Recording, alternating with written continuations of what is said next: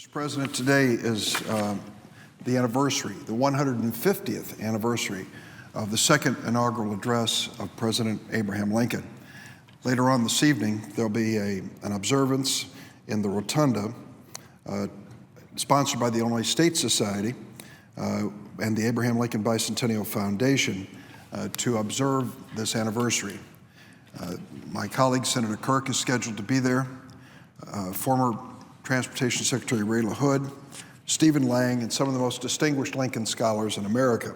Dr. Edna Green Medford, Chief Justice Frank Williams of Rhode Island, and the most prolific Lincoln writer I know, Harold Holzer of New York. There have been 15,000 books written about Abraham Lincoln. I think Mr. Holzer has written about half of them. He is not only prolific, but he is profound, his observations about this great man's life.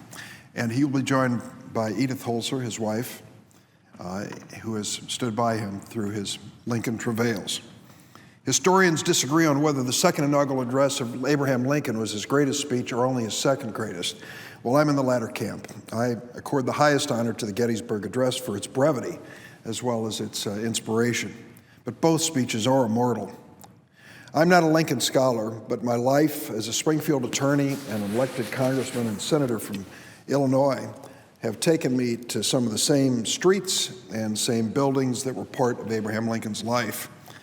Although he tried mightily to be elected to the United States Senate in 1858, Abraham Lincoln fell short. It was in that campaign of 1858 that he debated Stephen Douglas. At the end of the debates and when the vote was cast, Stephen Douglas was the victor in that senatorial contest in Illinois. Of course, the same two men faced off again 2 years later for the presidency. But that Senate seat, the Douglas seat, that was contested in the 1858 election is the same seat that I'm honored to hold today in the state of Illinois.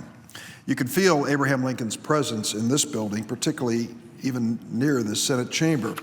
There's a magnificent room just off the Senate chamber known as the President's Room, and it's one of the most historic rooms in the Capitol.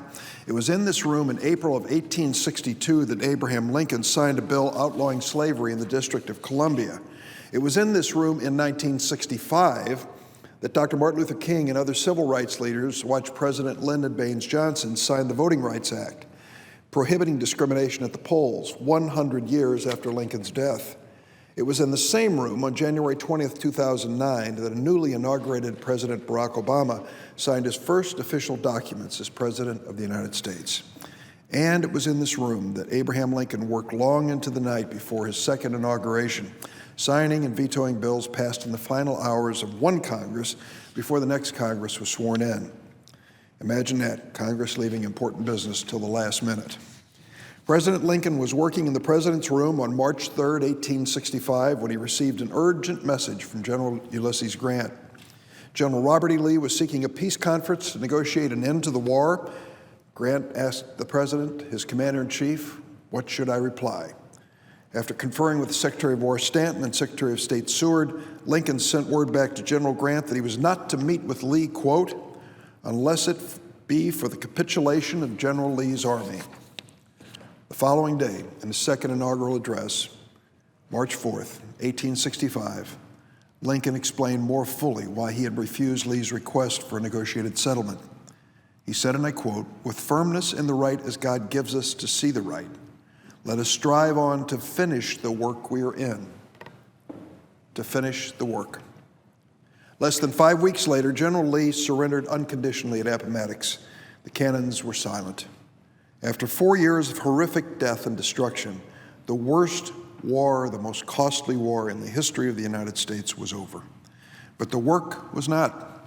President Lincoln told us in his second inaugural address that the urgent challenge was not only to win the war, but to win the peace by achieving true reconciliation. Another president could certainly have been vindictive toward the South. That had been the practice of the day, and it's what many people wanted in the North. But Lincoln understood that if America remained divided after the hostilities ceased, then the terrible sacrifices of war would have been in vain. So he counseled in that immortal inaugural address, quote, "malice toward none, charity for all." Let us bind up the wounds, he urged, not inflict new injuries. That was how the Union would be reunited and persevere. 6 weeks later, 6 weeks after that speech, Abraham Lincoln was cut down by an assassin's bullet. He was, in fact, the last casualty of America's war within its own boundaries. That address, that second inaugural address, remains the second shortest in the nation's history, only 703 words. Lincoln spoke so briefly that many people were still arriving after he'd finished. As at Gettysburg, some listeners were mystified by the president's brevity.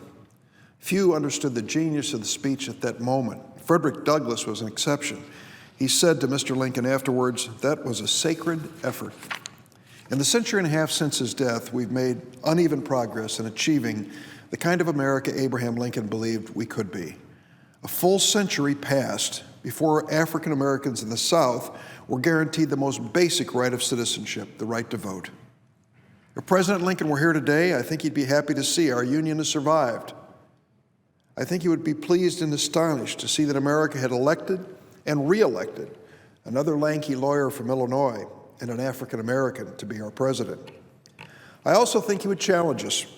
When our government of the people, by the people, for the people is under threat from a cabal of secret special interest money that can buy elections, I think Lincoln would tell us we have unfinished work to do.